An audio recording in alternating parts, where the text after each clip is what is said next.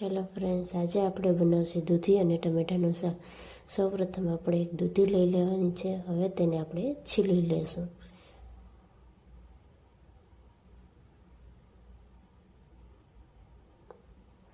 આપણી દૂધી છીલાઈ ગઈ છે તે તમે જોઈ શકો છો. હવે તેને આપણે આગળ પાછળથી કટિંગ કરી લેશું. અને હવે તેને આપણે 4 કટકા કરી લેશું. હવે તેમાં પણ એક વચ્ચે ભાડું કરીને ઝીણા ઝીણા એવું કટિંગ કરી લેશું. આપણે જેમ ઝીણું કરી એમ દૂધી સરસ એવી ચડી જાય.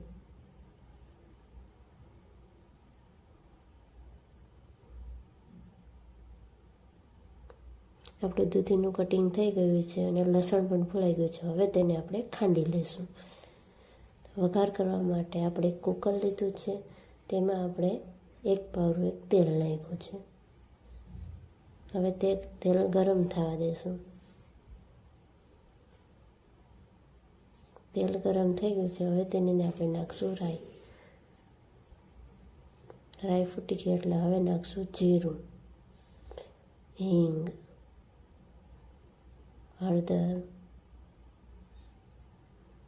અને આપણું ખાંડેલું લસણ.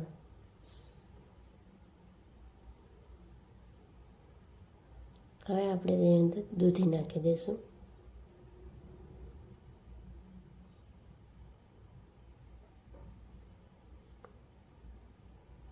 અને સરસ રીતે હવે બધું ચમચા વડે મિક્સ કરી લઈશું.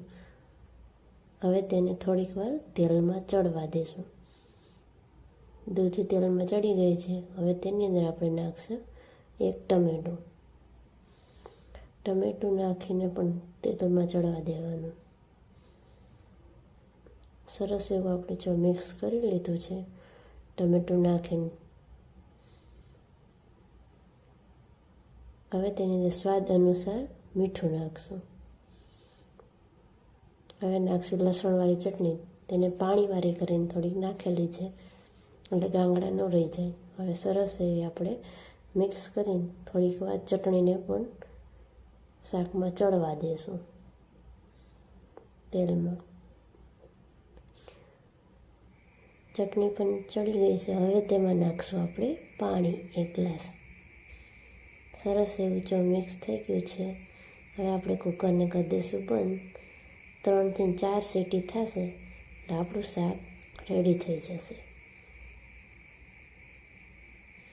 જોઈ શકો છો આપણું શાક ચડી ગયું છે. કેવું સરસ લાલ ચટકાદાર લાગે છે. હવે તેની અંદર આપણે નાખી દઈશું લીલા ધાણા ભાજી.